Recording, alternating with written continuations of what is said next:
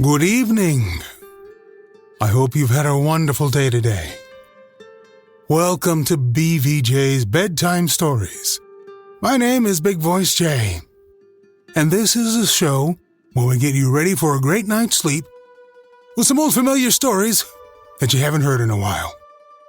Links to every story can be found in the show notes at our website, bedtimewithbvj.com. Tonight's story, The Blind Man and the Elephant, by James Baldwin. There were once 6 blind men who stood by the roadside every day and begged from the people who passed. They had often heard of elephants, but they had never seen one, for, being blind, how could they? It so happened one morning that an elephant was driven down the road where they stood. When they were told that the great beast was before them, they asked the driver to let him stop so that they might see him. Of course, they could not see him with their eyes, but they thought that by touching him, they could learn just what kind of animal he was. The first one happened to put his hand on the elephant's side. "Well, well," he said, "now I know all about this beast. He is exactly like a wall." The second felt only of the elephant's tusk. "My brother," he said, "you are mistaken. He is not at all like a wall. He is round and smooth and sharp. He is more like a spear than anything else." The third happened to take hold of the elephant's trunk. "Both of you are wrong," he said. "Anybody who knows anything can see that this elephant is like a snake." The fourth reached out his arms and grasped one of the elephant's legs. "Oh, how blind you are," he said. "It is very plain to me that he is round and tall like a tree." The fifth was a very tall man, and he chanced to take hold of the elephant's ear. "The blindest man ought to know that this beast is not like any of the things that you name," he said. "He is exactly like a huge fan." The sixth was very blind indeed, and it was some time before he could find the elephant at all. At last he seized the animal's tail. "Oh, foolish fellows," he cried, "you surely have lost your senses. This elephant is not like a wall or a spear or a snake or a tree. Neither is he like a fan. But any man with a particle of sense can see that he is exactly like a rope." Then the elephant moved on, and the 6 blind men sat by the roadside all day and quarreled about him. Each believed that he knew just how the animal looked, and each called the others hard names because they did not agree with him. People who have eyes sometimes act this foolishly. Have you noticed where someone just goes off without having all of the information? You realize all of the gentlemen were right because they were all feeling the same thing. I know you know this, but I just had to spell it out for everybody, just in case you didn't. You might be sleepy after all. But my goodness, if you want to get all the information, get as much information as you can. Multiple sources, multiple places. Don't just read a blog or a listicle or anything like that. And if you do, keep up with it with Pocket. Enter BVJ in the promo code, and it will do absolutely nothing because I'm pretty sure that doesn't exist. But what does exist is our next story by James Baldwin, Bruce and the Spider. There was once a king of Scotland whose name was Robert Bruce. He had need to be both brave and wise, for the times in which he lived were wild and rude. The King of England was at war with him and had led a great army into Scotland to drive him out of the land. Battle after battle had been fought. 6 times had Bruce led his brave little army against his foes, and 6 times had his men been beaten and driven into flight. At last his army was scattered, and he was forced to hide himself in the woods and in lonely places among the mountains. One rainy day, Bruce lay on the ground under a rude shed, listening to the patter of the drops on the roof above him. He was tired and sick at heart and ready to give up all hope. It seemed to him that there was no use for him to try to do anything more. As he lay thinking, he saw a spider over his head, making ready to weave her web.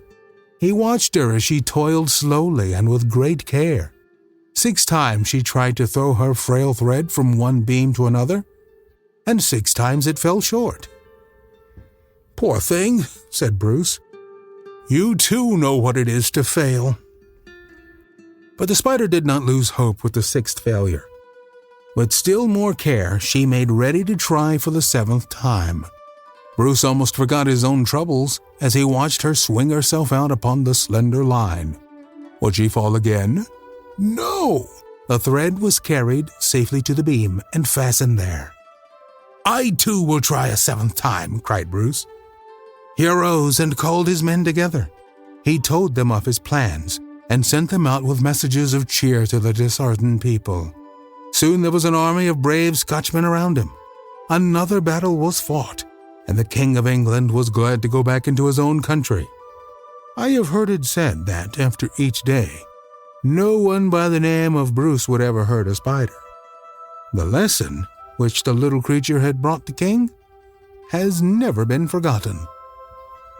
And there is a lesson we need to keep in our minds as well. You keep trying, even though you may fail, even though you may look foolish, even though you may be failing in front of a camera, in front of loads of people. But you keep trying. Pick yourself up, dust yourself off, and just try it again. Because just trying again makes you better than anybody else. Because you're willing to step back out there and do it. Our final story is The Fight of the Good Ship Clarissa by Ray Bradbury. The space rocket Clarissa was 9 days out from Venus. The members of the crew were also out for 9 days. They were hunters, fearless expeditionists, who bagged game in Venusian jungles. At the start of our story, they are busy bagging their pants, not to forget their eyes. A sort of lull has fallen over the ship. Just so you know, a lull is a time warp that frequently attacks rockets and seduces its members into a siesta. It was during this lull that Anthony Quelch sat sprawled at his typewriter, looking as baggy as a bag of unripe grapefruit. Anthony Quelch, the cosmic clamor boy, with a face like turned linoleum on the third term, busy writing a book, Fascism is Communism with a Shave, for which he would receive 367 rubles, 10 pazinkas, and incarceration in a cinema showing Gone with the Wind. The boys upstairs were throwing a party in the control room. They had been throwing the same party so long the party looked like a worn-out first edition of a trapeze artist. There is doubt in our mind as to whether they were trying to break the party up or just do the morning mopping and break the lease simultaneously. Arms, legs, and heads littered the deck. The boys, it seems, threw a party at the drop of a chin. Sort of a space cataclysm with rules and little regulation. Kind of an atomic convulsion in the front parlor. The neighbors never complained. The neighbors were 450 million miles away. And the boys were tighter than a ketchup bottle at lunchtime. The last time the captain had looked up the hatch and called to his kiddies in a gentle voice, "Hello!" The kiddies had thrown snowballs at him. The captain had vanished. Clever way they make these space bombs nowadays. A few minutes previous, the boys had been tearing up old amazings and throwing them at one another. But now they contented themselves with tearing up just the editors. Palmer was torn in half, and he sat in a corner arguing with himself about rejecting the story for an hour before someone put him through an orange juice machine, killing him. Orange juice, sorry, now? And then they landed on Venus. How in heck they got back there so quick is a wonder of science. But there they were. "Come on, girls," cried Quelch. "Put on your shin guards, get out there and dig ditches for good old WPA and the Rover Boys Academy, Earth Branch 27. Out into the staggering rain they dashed. 5 minutes later they came back in, gasping, reeling. They had forgotten their corsets. The Venusians closed in like a million landlords. "Charge, men!" cried Quelch, running the other way. And then, battle! "What a fight, folks!" cried Quelch. 20,000 Earthmen against 2 Venusians. We're outnumbered, but we'll fight. Bloosh! Correction, 10,000 men fighting. Kabloom! 100 men from Earth left. boom!